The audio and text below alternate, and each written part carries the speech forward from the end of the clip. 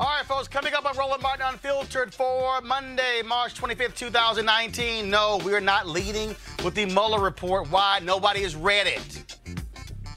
We're leading with Florida, where the Republicans in Florida are trying to screw the formerly incarcerated out of the right to vote.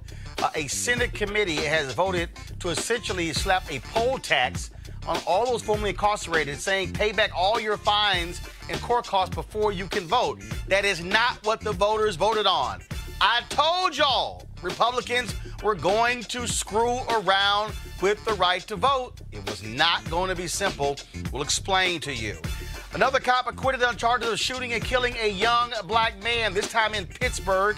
Students today took to the streets to protest what took place. We'll talk with Rob Taylor, managing editor of the New Pittsburgh Courier, the new black newspaper there. He covered the trial. Also, a tragic end to the story of Columbus, Ohio activist Amber Evans. Her body was found over the weekend after being missing since January 28th. We'll talk to psychologist Dr. Jeffrey Gardier on the emotional toll on activists. We've seen a number of other activists across the country take their lives. We'll talk about that with Jeff Gardier. Trump's Attorney General Bob Barr sends a 4-page letter to Congress with his own summary of the Mueller report. No one has actually read the Mueller report except the folks in the Department of Justice. So why are people assuming Mueller reported one thing when we actually don't know that? Trump is claiming total exoneration. Not so fast. We've got 3 lawyers to break it down. Stacey Abrams starts a new organization to get an honest count of people in the shadows for the 2020 census. That's needed because the Trump administration is trying their best to scare away Hispanic and other immigrants. Folks, nearly $1 trillion in federal spending hangs in the balance. And some ignorant frat boys playing at slavery. Get when you see the shocking video.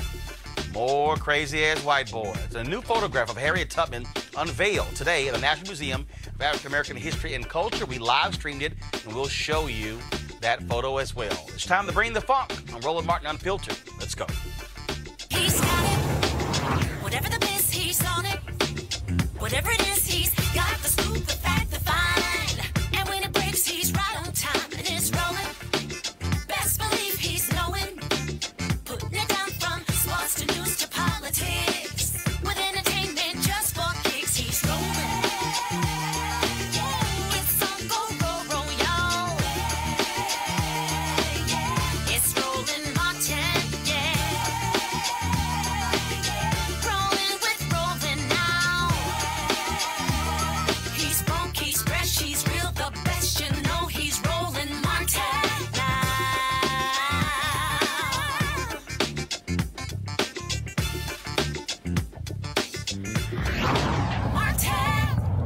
All right, folks, in November, by 65%, voters in Florida said, give the folks who are formerly incarcerated the right to vote. It passed overwhelmingly, Republicans and Democrats. But I told y'all, I kept warning y'all, don't think for a second Florida Republicans are going to allow this to happen. They do not want to see upwards of 1.4 million people getting their right to vote. Well, today, a Senate subcommittee passed by 3-2 a bill that would force those individuals to pay back all court costs and court fines before they got to right to vote. The same bill, actually another bill, passed the House 10-5. The Senate bill is even worse than the House bill. This is a video put out by the group that actually fought the effort to get Florida folks their right to vote back. This is what they released today on social media.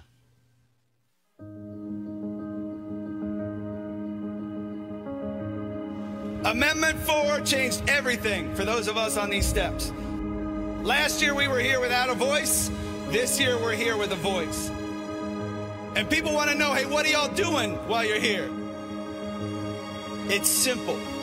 The completion of sentence is an issue that's being debated, and we know that the standard already exists. And if there's a move to go beyond that, that is an unconstitutional move, and we will advocate against that.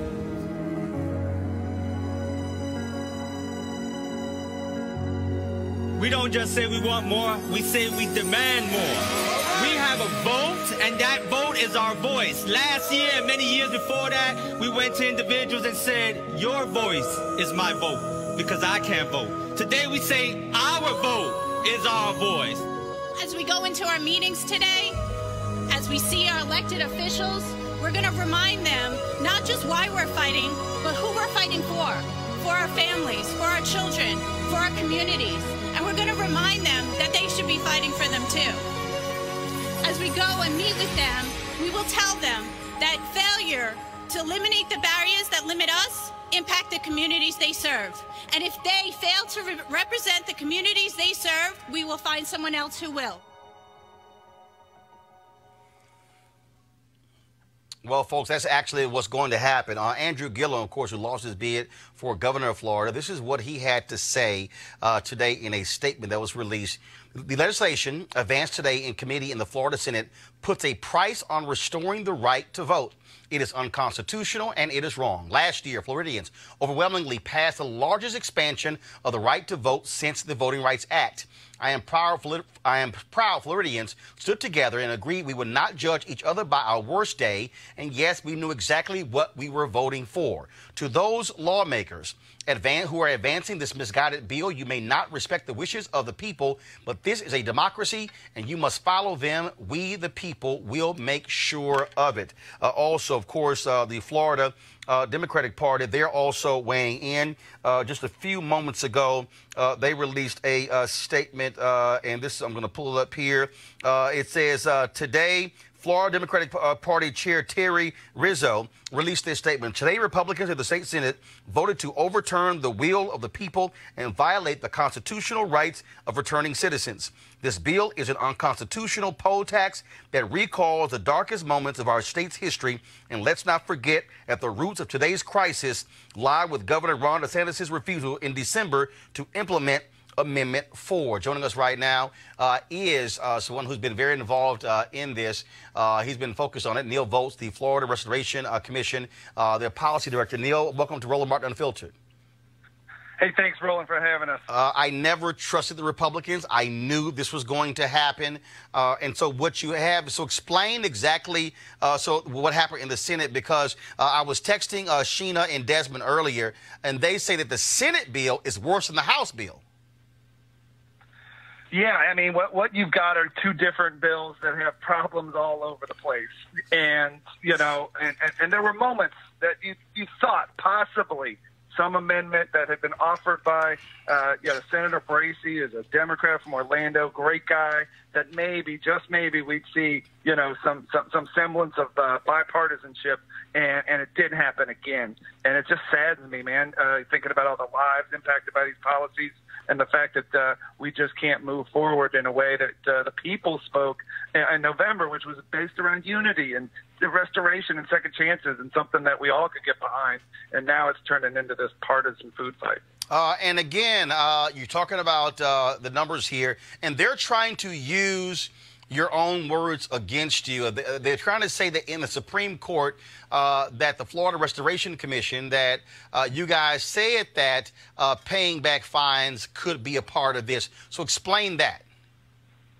Yeah, I mean, what they're basically doing is playing word games, Roland. It was very clear before the court that the general counsel was talking about a sentence given by a judge, right? And the judge, it guides these processes, right? We all know that in Florida, you can get all kinds of fines. You can get court costs that the judge didn't even give you. And so they're trying to take some things out of context to basically say that, we were making blanket statements about all fines, blanket statements about all costs, when clearly we were talking about costs associated with what the judge gave in terms of a sentence. Now, maybe we could have been more clear. Let me just we're a Second Chances campaign. We don't believe that we're perfect. So let me even come on air and say, maybe we could have been clearer. But they're missing the point. You know, this is about the expanding democracy and allowing people to become part of their communities. It's not just some sort of political science exercise. Last question for you. What is next? Obviously, it goes to the full Senate. Is that correct? Or it then goes to the full House? Has DeSantis said that he's going to sign this if it passes the House and the Senate? He has. He has not weighed in on any specifics yet. There are a variety of different committees that it still needs to work through in both the House and the Senate. So we had dozens of returning citizens, people with past felony convictions from all over the state, present today, and we're just going to keep that pressure on. We're going to keep sharing stories and talking about why this really gets to the heart of democracy in the state of Florida. All right, then. Well, we certainly appreciate it. Neil Volz, thanks a lot. I want to right now introduce my panel. Thanks. Thank you, Robert Patillo. Of course, he's a civil rights attorney. Also, we have, of course, Dr. Julian Malveaux, economist, president emerita at Bennett College. Michael Brown, former vice chair, DNC. Robert, I'll start with you. Again, Republicans were not going to just stand pat and see 1.4 million people added to the voter registration rolls, knowing full well that could imperil their supermajority in the legislature and also impact 2020 and Donald Trump. And Desmond and Sheena Mead, who fought for this, I said, look, don't think for a second that this is just because it passes, they're going to take it lying down. What they're trying to do here is do something that the voters did not specify. Let's understand one thing. This issue has to be federalized. I think what we have seen is fighting this on the state level, state by state, is like playing a game of whack-a-mole. As soon as you think you've taken out one part, then you revert back to the old. Well, but it can't be federalized because the reality is the states have said since the Constitution was put in place that voting is a state issue, not a federal issue. Hold on. The reason it has to be federalized because the basis of felony disenfranchisement is Section 2 of the 14th Amendment, which reads, participation in a rebellion or other crimes. Other crimes was interpreted by the Supreme Court in 1974 in the Ramirez decision to be felonies, upholding felony disenfranchisement. If we're talking about lowering the voting age, we're talking about abolishing the Electoral College, we have to talk about taking out our other crimes from Section 2 of the 14th Amendment, and you eliminate felony disenfranchisement from the entire country. The entire concept behind the or other crimes was if you fought in the Civil War for the South, you don't get to vote. That was the original intent of the drafters of the 14th Amendment, and that has never been addressed by any political party to fix a typo which has stopped tens of millions of black folks from voting for the last century or century and a half. So that's something, as we're going to this 2020 rubric and figuring out what the platform is going to be, that has to be part of what we're discussing. We're talking about all these other high-minded issues. Eliminating 3 words could put millions of people back on the voter rolls as soon as it's done. But the problem, Julian, you've got a conservative Supreme Court. You got Trump trying to put as many federal judges on the bench as possible. That's not what they want to see. And what you have consistently seen here are Republicans who are trying their best to, frankly, shrink the number of voters. And again, they do not want to see 1.4 million people add to the voting rolls in Florida because that totally changes the battleground state of Florida in 2020. As Frederick Douglass said, power concedes nothing without a demand. It never did it. It never will. Those who want freedom without agitation want the ocean without its mighty roar.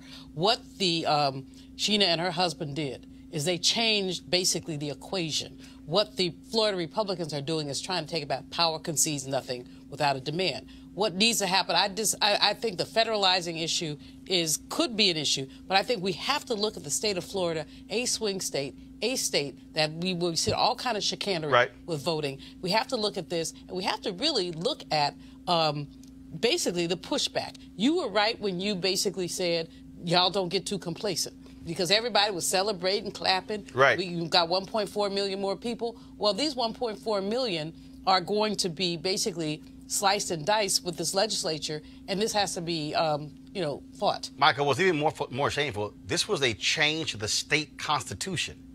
And so what they thought was we changed the state constitution, and then that's the victory. Legislature is coming back and doing exactly what Republicans have done in other states. Voters vote one way. Legislature says, you know what? The hell with y'all, we're going to change it. I remember that episode, Roland, when you and I talked about that it wasn't going to be this easy. It was great that it obviously passed on the referendum. But this is still, yes, clearly there's a legal argument. Obviously, you got to follow the Constitution. I get it. But it's also political messaging.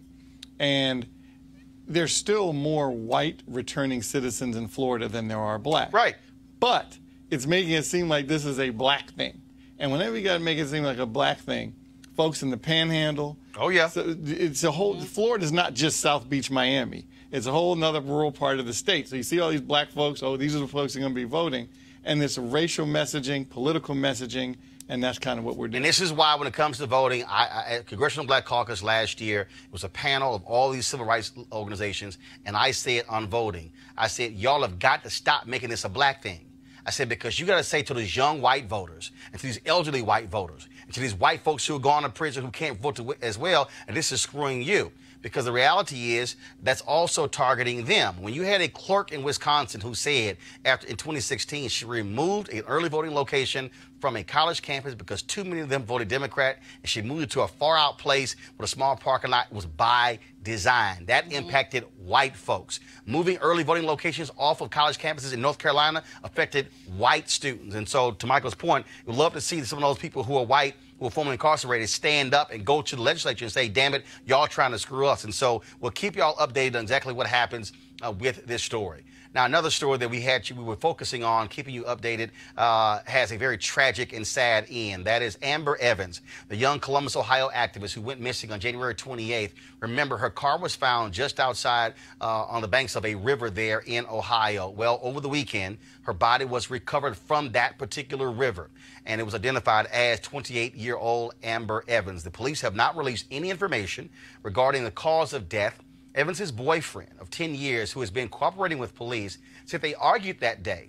There were no reports of any domestic violence in that relationship. Now, we do not know why or how Amber Evans died, but we do know that being a committed activist, as she was, can take a big emotional toll. Now, her mother released a video this weekend on Facebook when that information came out. And so we could actually play that video of her mother. It was really sad to see her actually release that video. Here's what her mom had to say.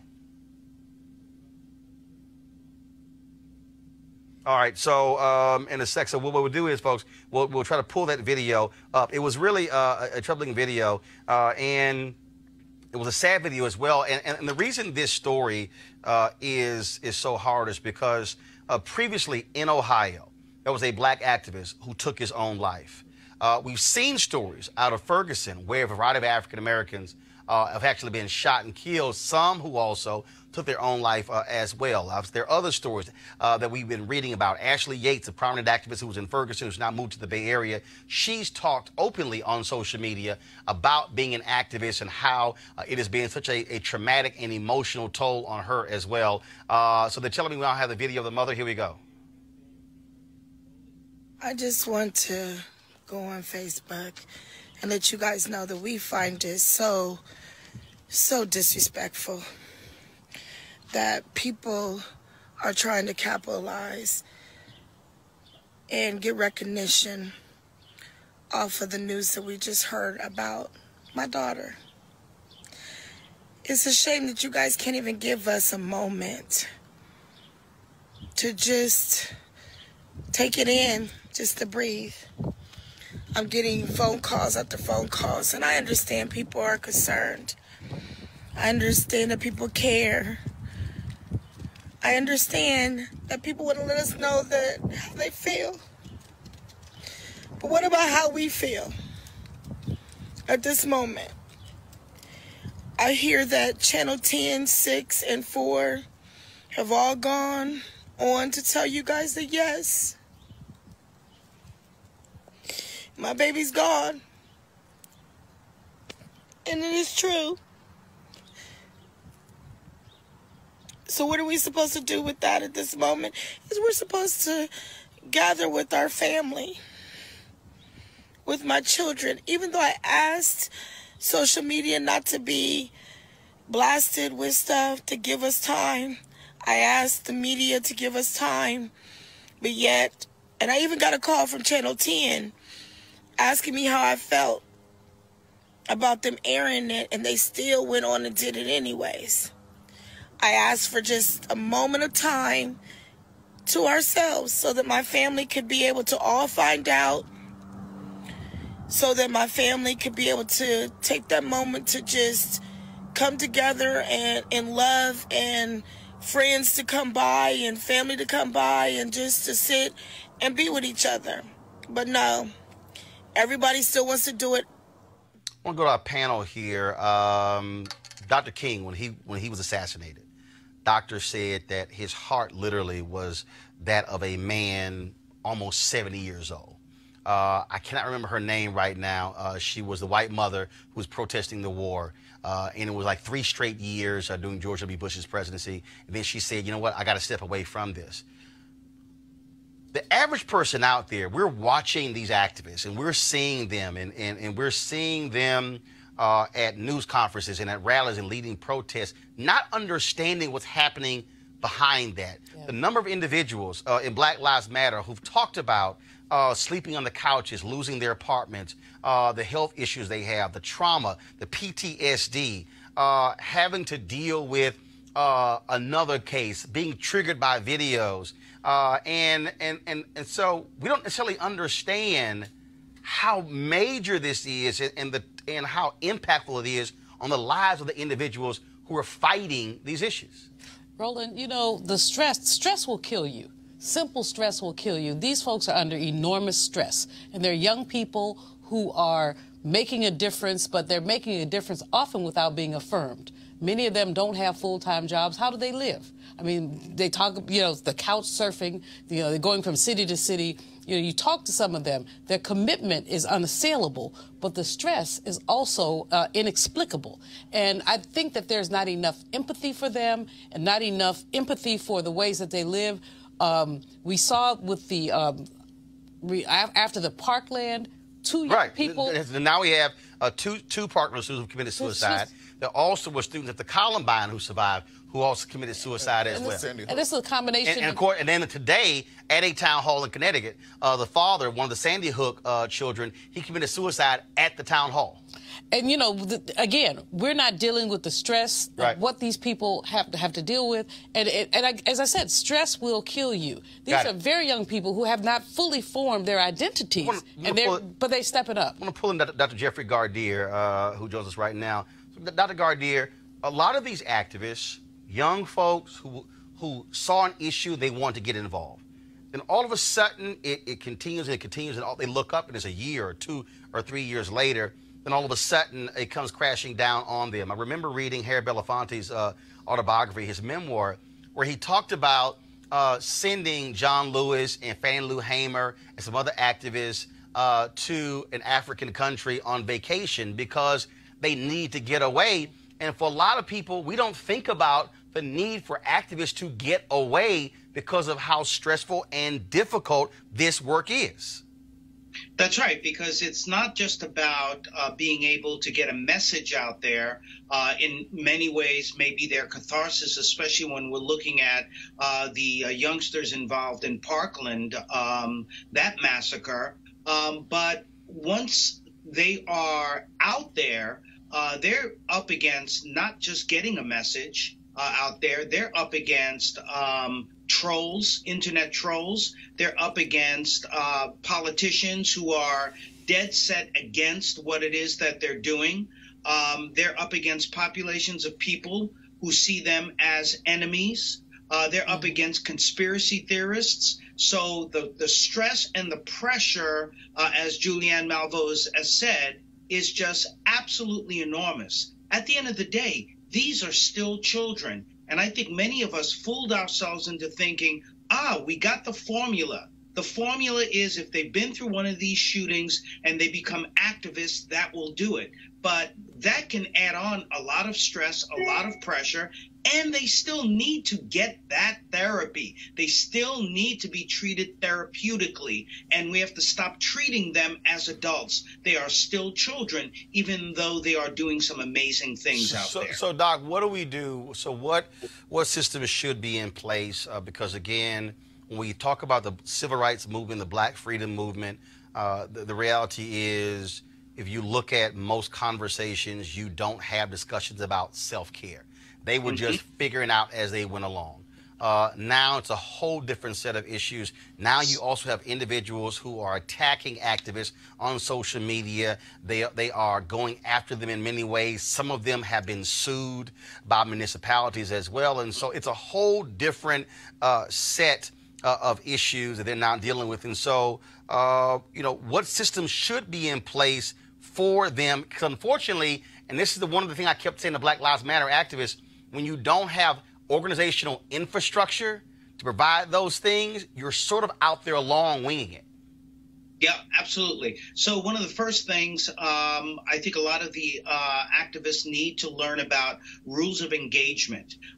What are the things that they need to avoid? Where do they find their strength? I think that's very important. You put the other part together, Roland. It is about the self-care. When do we take a break and be able to rest? When do we rest our souls and our minds? And another thing that we need is, of course, being able to debrief. What does it feel like to be that activist? What does it feel like to be attacked all the time? What does it feel like to do impossible work? So that needs to be discussed. It's part of a therapy, but it's part of a catharsis, and it's part of sharing. And you can't be a hero and shero just by yourself. It has to be the community. And last question for you. What should also be taking place in terms of from one activist to the other? Because, again, we've seen a number across the country. I know of a gentleman who was in Ohio who shot himself, and some other places as well, where they've taken their own lives because they literally, just cannot handle seeing and being involved with case after case after case of black men and black women being gunned down by cops, and to show what discussions should be being held among activists themselves. What should they be looking for amongst their fellow activists? They should have some sort of a bond. Whether they agree or disagree with whatever the other activists may be doing, if it's competing organizations, there should be that family where we can talk to one another, where we can share those strategies, where we can do what I just talked about, debriefing. Because at the end of the day, it is a very select club, whether they're competing against one another or not for the message, but they are brothers and sisters in arms. They're in it together. All right. Dr. Jeff Gaudier, we appreciate it, man. Thanks a lot. It was a pleasure, Roland. All right, folks. Speaking of activism, today in Pittsburgh, students took to the streets to protest the not guilty verdict of East Pittsburgh police officer Michael Roosevelt. He was charged with criminal homicide. His trial ended on Friday. Again, he was found not guilty in the shooting death of Antoine Rose, an African-American who was stopped in June of 2018. He was running away after the car he was in was stopped by police who were investigating a drive-by shooting. Rose was shot in the back. Folks, this is video of that, and it's quite disturbing, so we just want to warn you in advance. This is video of that shooting.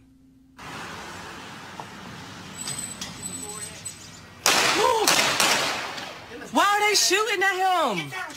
No, I'm recording this. Why are they shooting? All they did was run, and they're shooting at them. You go in the house. Don't shoot at them.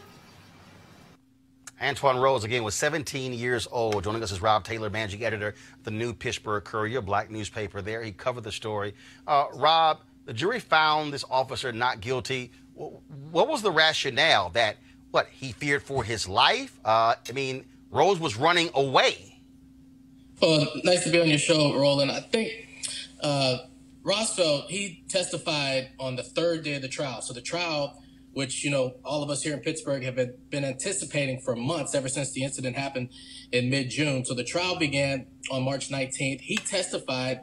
Not many people knew that he was going to take the stand. So he testified on Thursday, March 21st, and he went up there and said that he thought, and as I see it here, I thought that one of them was pointing a weapon at me.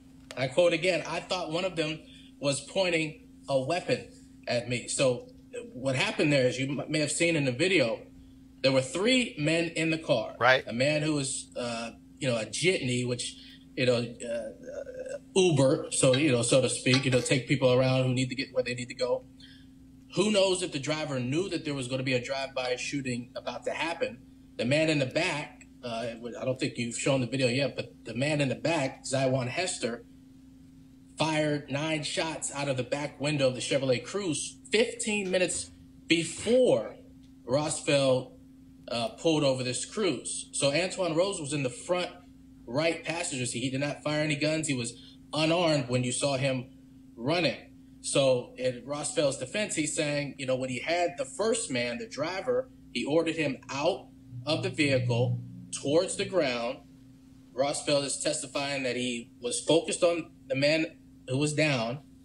He turns, thought that he saw Rose and or Hester pointing a handgun, turns, and he says here, as I look at what he put, one of the suspects turned, pointed toward me with what I thought was a handgun.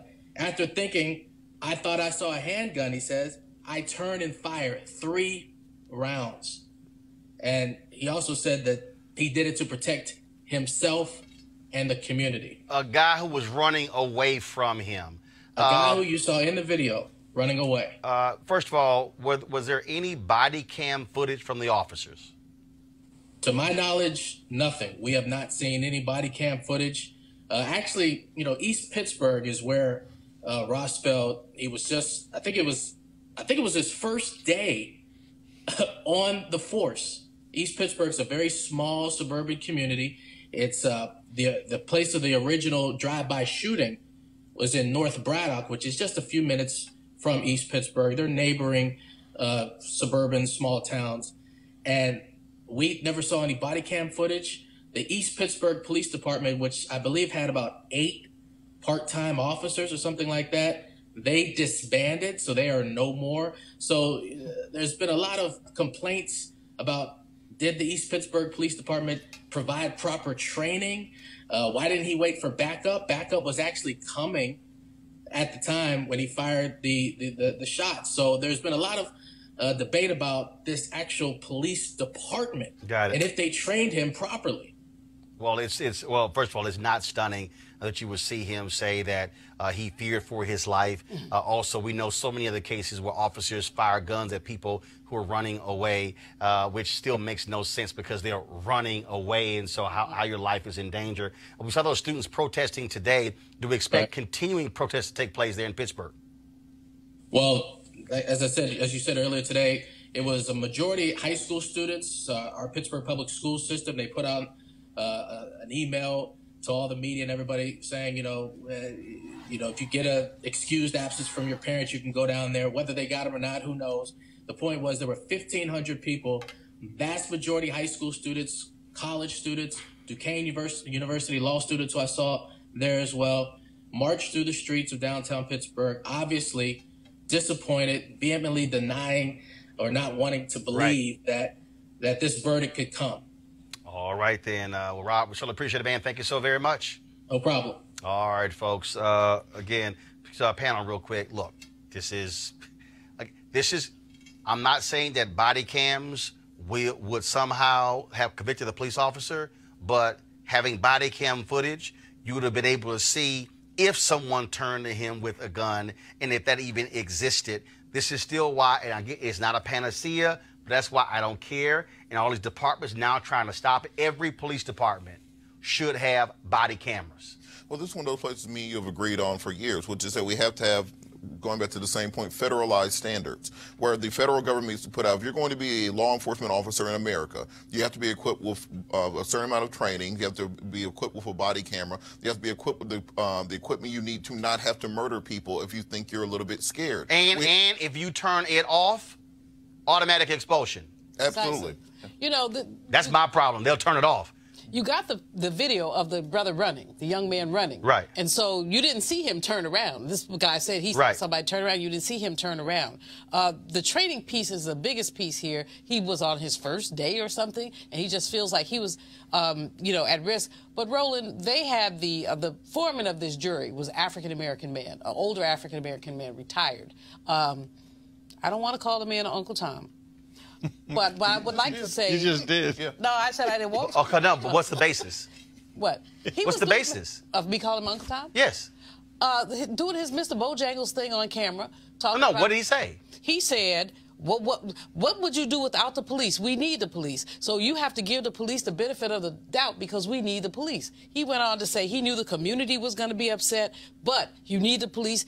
He said also because... Well, first of all, I can agree with all of that, but still say... Damn it, you're wrong for firing shots at somebody running away. But obviously he didn't. Okay, he I got felt that the firing of the shots was okay because he believed that the policeman was in fear of his life. He also said because the other two did not testify, one took the fifth, because the other two did not testify, he felt the jury had no choice, but they did have a choice. Okay, that is nuts. Michael, real quick, go ahead. You know, I think the larger issue in this, it's trying to balance between... It sounds like what the foreman said about what the community is policing clearly, is also the standard in the courtroom the laws have to change relative to how you convict police officers. It is they have a hook to hang their hat on pretty much every time. Every time. Oh, life in danger. Okay. I'm afraid for You're my good. life. You're good. I mean, that's what it is. Running, but I'm that's afraid for my right. life. That's what it is. Real quick. Well, just tying this in with the last story about activists and the suicide rate, we have to teach these young people in the streets how to take that into city council, into the state legislature, get laws changed, because often what depresses you when you feel like nothing is happening, nothing is changed, is teach them how to make a real change. Well, so real quick here for us, breaking news. Go to my iPhone, please. This is from TMZ. Big W over DeRay McKesson. This is Janine Pirro on Fox News. Of course, DeRay McKesson sued Janine Pirro in a defamation lawsuit. She said on the air that he was to blame for the violence during a Baton Rouge protest. The judge ruled that she could not defame him because her comments were protected by the First Amendment. This judge, the judge didn't exactly paint a flattering picture of Pirro's commentary, saying Pirro's lack of temperament and caustic commentary is what she is known, celebrated, and frequently criticized for. He added, while the court might not agree with or condone her behavior or rhetoric, the law protects her expression of opinion. And so that was a defamation suit tossed out of court. DeRay McKesson filed against Fox News and Janine Pirro. Going to a break. When we come back, we're going to talk about the Barr report, not the Mueller report, because we haven't seen it or read it. That's next. Roland Martin Unfiltered. You're either going to help run it or they're going to run it for you. In order to get anything done in this world, we have to work with the system that's there. And you have to have the courage of your convictions. You may despise me, you may not understand my choice, but at least you can respect that I stood in it. If you're outside the mainstream, no one can push you aside any further. Life makes you jaded, and it hurts you, and it's painful. And we've had a lot of pain in this country. Trump can show up and say anything, and they can just go, oh, yeah. And the African-American community was great to us. They didn't vote. You know, he just called you stupid. Did you hear that? But he's for us. Really? And they were just regurgitating the things that they had heard on a radio or in the barbershop or something somebody had told them. They hadn't thought about it. Democracy is in danger because people don't know how to think. I'm done with trying to convince people to try to vote for their, for their life. You have to run for your life. I'm gonna go try to get people who are open to it and lead them. I'm done with hope. Fuck hope, bye. That's the good news. Hey fam, go check out Roland Martin Unfiltered, the blackest show on all of digital, cable, and broadcast. Check out our audio podcast. There's only one daily digital show out here that keeps it black and keep it real. It's Roland Martin Unfiltered. Press play.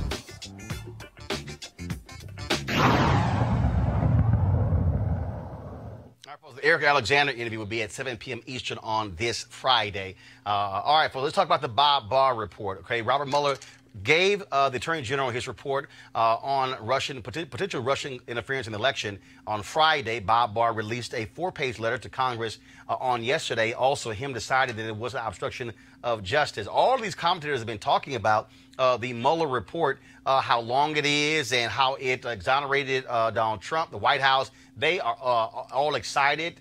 It was supposed to be about, of course, whether or not Trump or members of his campaign conspired with the Russian government in the 2016 election. Now, Bob Barr says, Mueller says that they found none of that. And also, what's up with the obstruction of justice? Barr concluded there was no obstruction of justice. Now, no criminal charges, but no exoneration either this morning on the Tom Jordan Morning Show. I talked with A. Scott Bolden and Monique Presley about this very issue, and I asked Scott about Donald Trump's victory lap.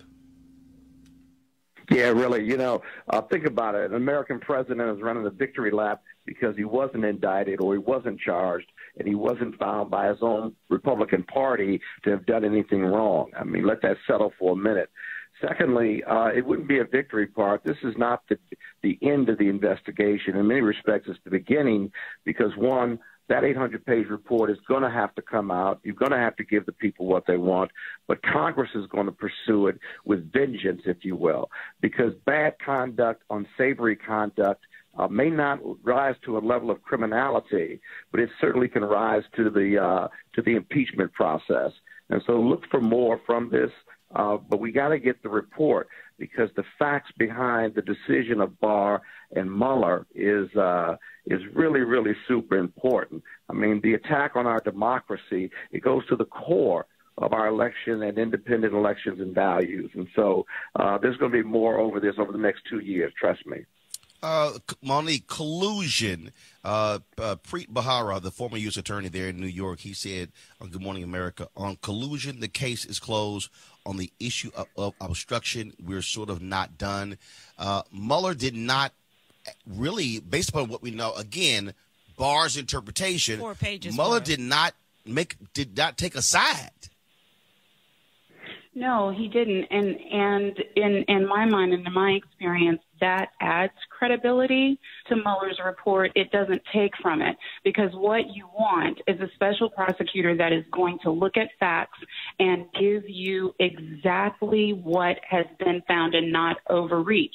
Now, what the United States Congress does with those facts is up to them in doing their due diligence. He did the part that he was supposed to do with the information that he had. And I think once we see the 800 pages, we'll figure out that everybody with the last name Trump still has some problems. So because we can't find collusion somewhere in the code based on these facts, doesn't mean, one, that the president didn't obstruct. We know he did. He said so on national television. And two, it doesn't mean that Congress doesn't still do their job, right?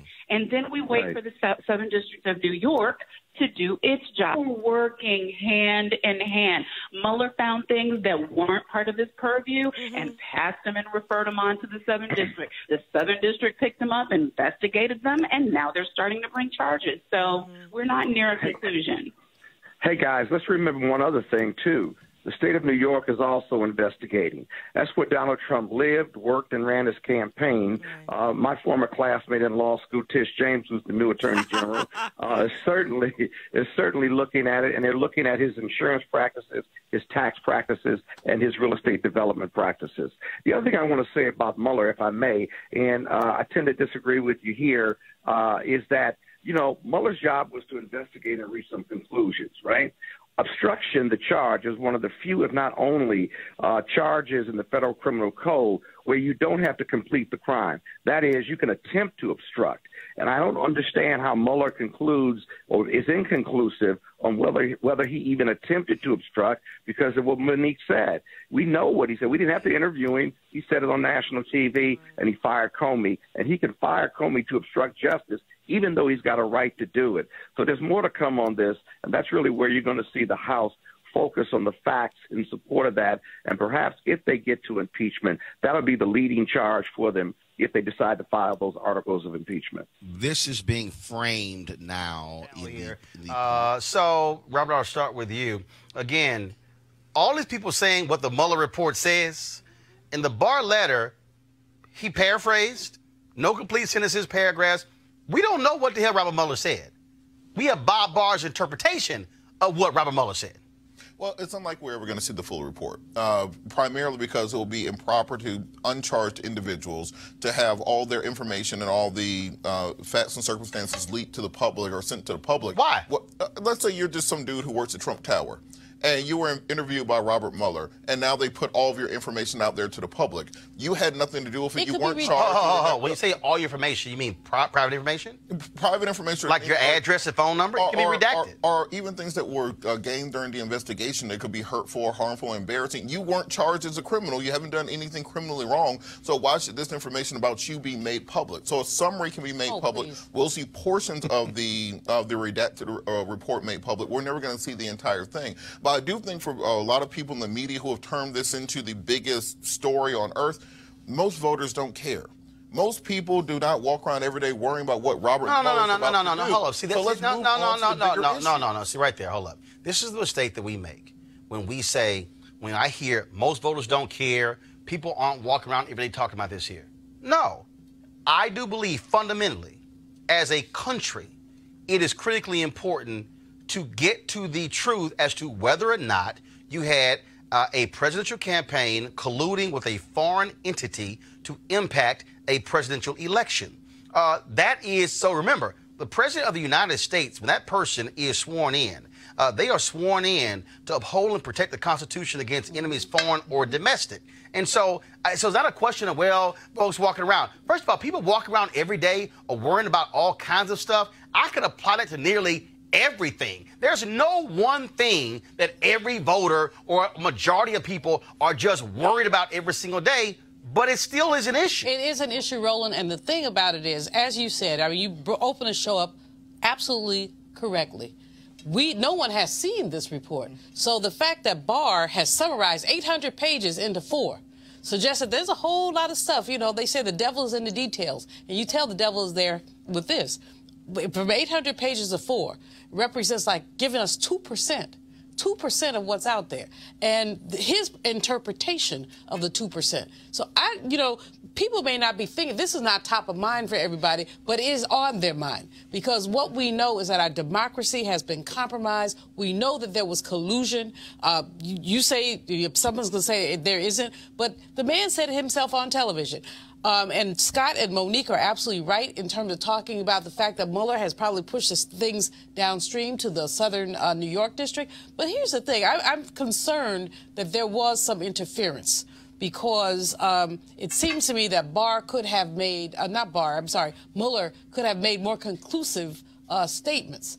And maybe he did, and we just haven't seen it. Well, here's the deal, Michael. I think what you have here is Mueller, whose job was to go through all of this and essentially hand this over to Congress. The thing that people I still keep missing, impeachment is not, and this is where the Trump people, for obvious reasons, kept trying to make this out to be a criminal issue. Impeachment is not a criminal issue. It is a political standard. The idea of obstruction of justice, this idea that, well, you can't indict a sitting president. Bob Barr weighed in on this. Bob Barr said before he became Attorney General that there was no case for obstruction of justice. So you have the guy who said before he got in that, oh, there's no obstruction of justice, who has now concluded there's no obstruction of justice. And frankly, Congress can't make their own determination, which is why they're saying, no, you're going to get subpoenaed because we want to know more about this, because we're not just going to take your word for it. Well, and of course, I also don't buy the argument that you have to protect people that weren't charged. They weren't thinking about that with Hillary Clinton in Benghazi and Hillary Clinton in the email scandal. They put out every single possible document from that investigation. And want to go back. So Lindsey Graham. I don't buy that argument. Also, with the president, it seems to me if there was complete exoneration, they'd be like, you know what, release the whole darn thing. They don't want to release the whole darn thing. No. They don't want any breadcrumbs out there. In fact, today, Senator Mitch McConnell blocked Senator Chuck Schumer from passing something to say release the whole deal. Remember, the House voted 422-0 to release it. That's right. That includes Republicans. That's right. I wish that Mr. Mueller would have put in a sentence saying, related to obstruction, let Congress figure it out. But here's the deal, though. And that could be in there. We don't know. Correct. That could be in there. And that really is part of the issue, Robert, what we don't know. The fact that we are being asked to take the word of a Trump appointee who wrote a document before he became Attorney General, basically saying this is a waste of time, it shouldn't be done, there's no obstruction. That's essentially making your mind up before you actually got to be the referee for a game. But this is the issue.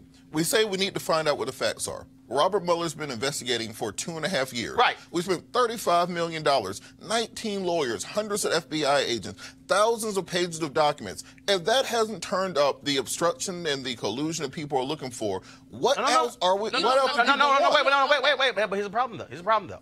Mueller did not make an opinion on obstruction. Okay? His task was not specifically just obstruction. First of all, there are a number of people who he did get indictments from. Also, a number of people also convicted. The other issue that you have to raise is they asked the judge to delay the sentencing of Rick Gates until May. How do you stop an investigation and a sentencing for somebody is still 2 months away? There has to be a reason why you want a delay of a sentencing that says you still have some work to do.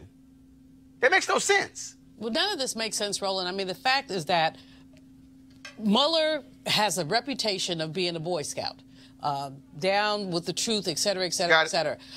So what he's reported, we don't know. We can speculate, but we don't know. We have these little 4 flimsy pages that have come from a Trump partisan who basically auditioned for his job with that memo. Auditioned for his job, put it out there. I don't think the president should have to face any consequences. So It doesn't make any sense, but I'm confident that Nancy Pelosi and the Democrats will continue to chip away at getting this whole report out to the public. Again, bottom line is we have not seen the Mueller report. We've seen Bob Barr's interpretation of it, so that's sort of what we have here. All right, folks, Stacey Abrams of Georgia has a new project aimed at getting an accurate census count in 2020. The new project is called Fair Count and wants to make sure that minorities, non-English speakers, and renters will be counted. Why does that matter? Well, the U.S. Census determines each state's voting power and each state's share of the nearly $1 trillion spent annually on health care, education, and other public services. All right, folks, we'll go to a break, and we'll be back on Roland Martin Unfiltered.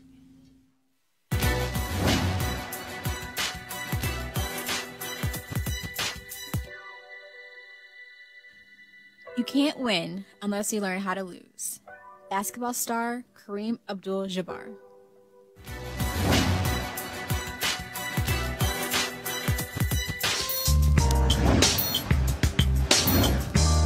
Huh? What the hell is that? All right, folks, HBCU Giving Day. Philander Smith College is our pick today, founded in 1877, located in Little Rock, Arkansas. Of course, its president is an alpha man. Notable graduates include the U.S. Surgeon General, Jocelyn Elders, James H. Cone, Lottie Shackelford, Stephanie Flowers, and many more. If you want to support Philander, go to philander.edu, philander.edu. That's philander.edu. And I certainly had a good time when I was their commencement speaker, where I received the Ozell Sutton Award as well. And so the same day, Jocelyn Elders got the same award. And so glad to be there. And also Ray J is actually going to college there. That's one of the that's where he chose to go. And so we're supposed to have him and the president on the show soon. All right, folks, calling all HBCU alumni, students, and leaders, enter the Ford Motor Company HBCU Mobility Challenge and win $25,000 for your school. Building on their long-term support of HBCUs, Ford is looking to improve mobility in HBCU communities through innovative solutions. The winning program will receive a grant of up to $25,000 to implement their proposal. The deadline to apply is March 31st, 2019. Go to fgb.life. That's F right there, fgb.life for more information and to apply. Ford goes further in our community. We certainly thank Ford for being a partner of Roland Martin Unfiltered. No charcoal grills are allowed. I'm white. I got you, girl. Illegally selling water without a permit On my property. Whoa! Hey! We don't live here. I'm uncomfortable. All right, white people, let me help y'all out. Black folks really don't like to hear about picking cotton. Just want to let y'all know that. Now, cotton picking on slave labor camps, also called plantations, pretty much wasn't funny. Wasn't funny then, not funny now, but got these white boys in a frat at the University of Georgia. Oh, they thought this was a laughing matter. Tell them to pick the cotton. Pick my cotton, bitch. I'm not black. Wait, say what, Will? Pick my cotton, bitch. Pick my cotton, bitch. Pick my cotton, bitch. Well, you're not using the right words. Pick my... Wait, get a video of it. Pick my cotton, nigger. Well, the four frat boys used to be frat boys. They were expelled by Tau Kappa Epsilon. The chapter is also being suspended. The university condemned the action, but so far, those idiots are still in school. Yeah. I'm just saying. I mean, there should be zero tolerance for this nonsense. First of all, who is their mama and daddy? Who is their mama and daddy? Who sent them to school to think that they were supposed to do that? That's A. Oh, if they did it, because that's their mom and daddy probably said that's how they were raised. Like, it's all good. But the school should have a zero tolerance for this kind of stuff. This is 2019. I mean, come on now. This ain't 1964, anything like this. The school should be ashamed. The president should be ashamed. Student affairs should be ashamed. That's reprehensible. I went to a majority school. And the excuse I guarantee you they use, oh, we were drunk. And that's supposed to be the So you excuse. can regulate your drinking? Of course, that's just ridiculous. That excuse is just ridiculous. But that's their excuse. Of course. Oh, we were drunk. We didn't know what we were doing. We were just having fun. I guarantee you that's what they said. When in fact, Robert, when you drunk, actually, your real intent actually comes out when you drunk. What's it called? Liquid courage. Liquid courage. And as a resident Georgian on the panel, having gone to plenty of frat parties at UGA, that is par for the course. There's nothing surprising about this. It's just the fact that this generation now feels the need to put every dumb thing they do on the internet. But that's the only reason this is coming to light. They've done worse and far. No. What he's saying is what I agree with. I agree. I have great appreciation, white people. I thank you. I thank you for recording this.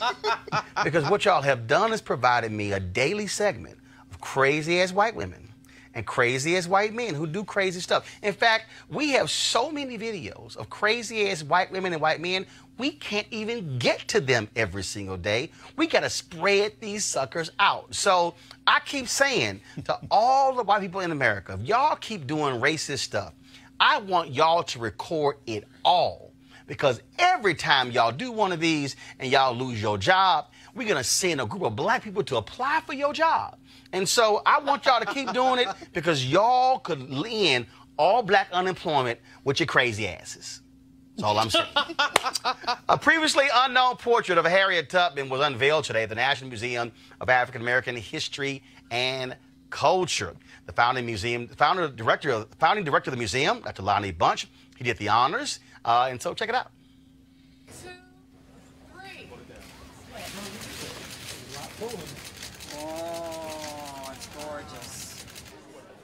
A woman. Now the picture is from the 1860s when Tubman was about 40 years old. Now, most of the photos we see of Harriet Tubman when she was much older and she was frail. This is a very rare photo of Harriet Tubman when she's about 40 years old. If you want to view the photograph and visit the museum, visitors may walk up for entry without a pass Monday through Friday, beginning at 1 p.m. each weekday. That's, of course, a new time. No passes needed after 1 p.m. Monday through Friday, and so we certainly appreciate that. You know, I'll tell you right now, I have been, I've been to the museum several times. I've only been able to get through about 3 floors because for me as a student of history, I actually enjoy. I mean, I take my time and I'm really taking it in. And with people wanting selfies and stuff along those lines, you know, you you can't.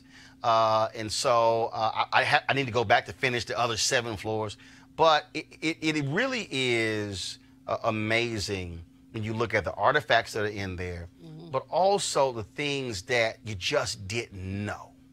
You know, the economic history that's enshrined there is fascinating around the all-black towns. I mean, I thought I knew black economic history, and when you go down those lower floors, you just keep getting hit upside the head. One of my sisters came to D.C., and when they had the time passes, she said, give me a pass for every day. And literally, she went to the museum like it was her job.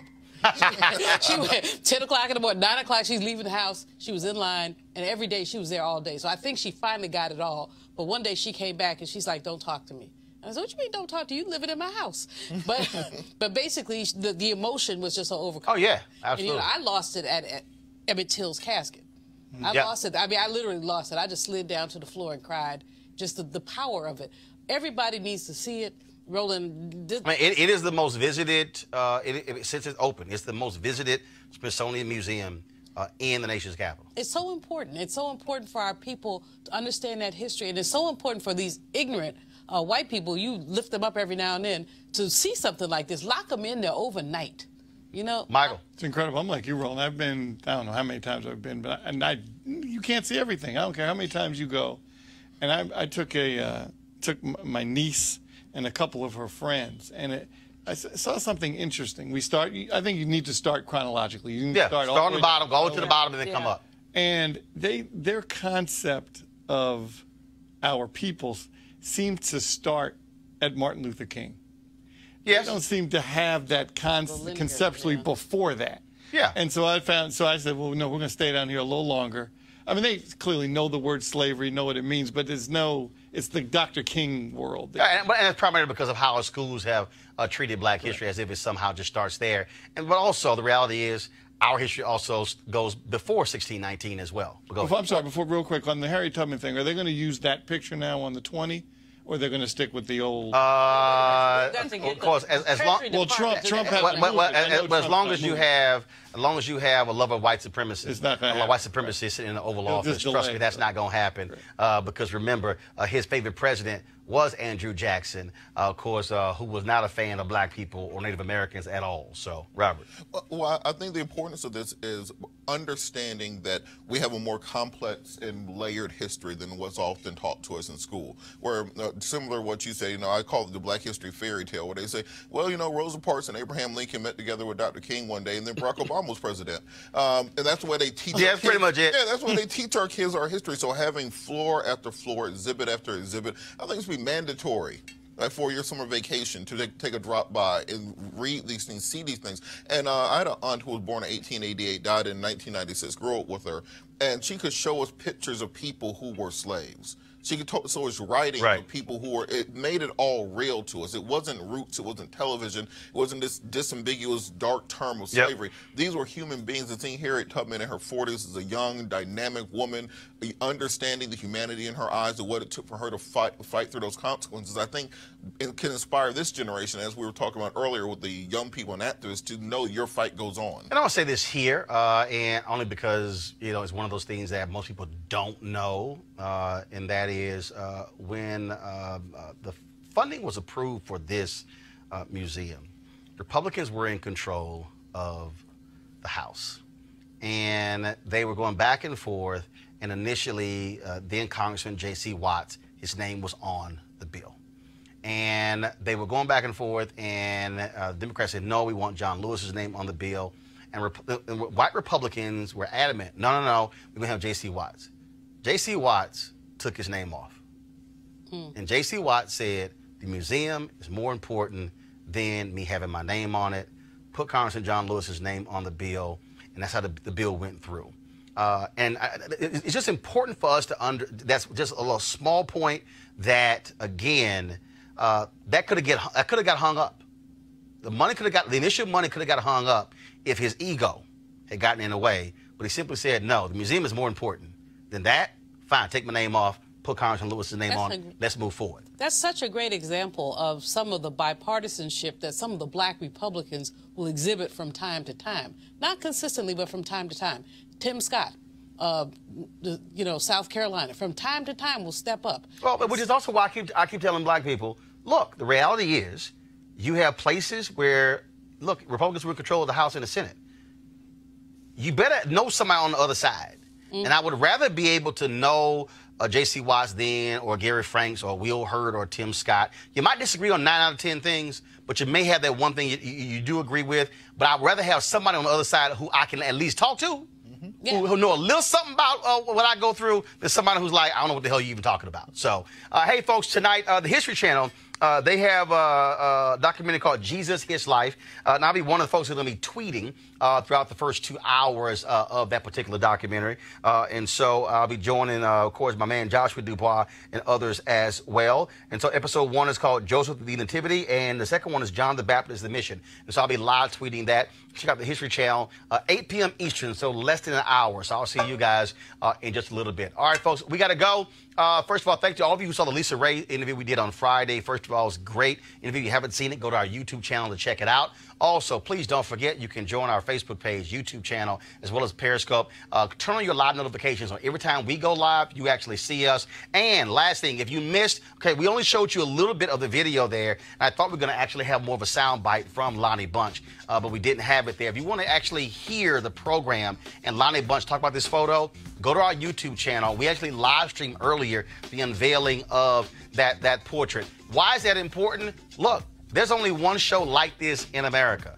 It's a whole bunch of people who are sitting behind microphones, chatting about what other people do. We actually cover the news.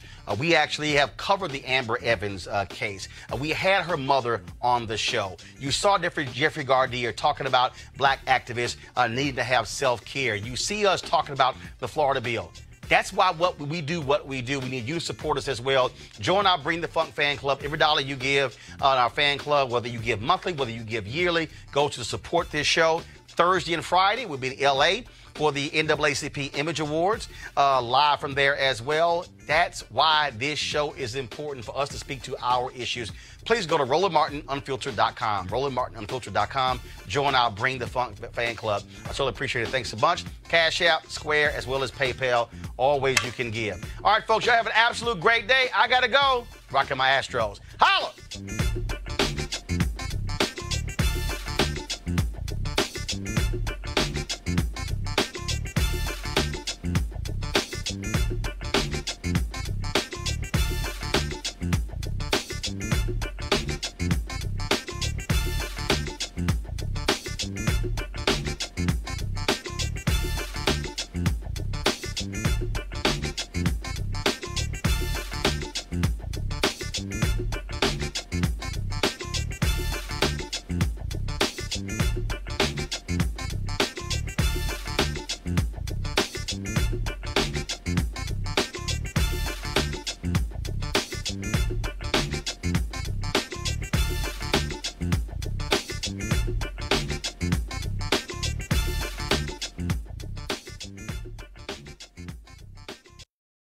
You want to support Roland Martin Unfiltered? Be sure to join our Bring the Funk fan club. Every dollar that you give to us supports our daily digital show. There's only one daily digital show out here that keeps it black and keep it real as Roland Martin Unfiltered. Support the Roland Martin Unfiltered daily digital show by going to RolandMartinUnfiltered.com. Our goal is to get 20,000 of our fans contributing $50 each for the whole year. You can make this possible. RolandMartinUnfiltered.com. You want to check out Roland Martin Unfiltered? YouTube.com/Roland S. Martin. And subscribe to our YouTube channel. There's only one daily digital show out here that keeps it black and keep it real. It's Roland Martin Unfiltered. See that name right there? Roland Martin Unfiltered. Like, share, and subscribe to our YouTube channel. That's YouTube.com/Roland S. Martin. And don't forget to turn on your notifications so when we go live, you'll know it. Hey fam, want to check out Roland Martin Unfiltered? The blackest show on all of digital, cable, and broadcast. Check out our audio podcast. There's only one daily digital show out here that keeps it black and keep it real. It's Roland Martin Unfiltered. Press play.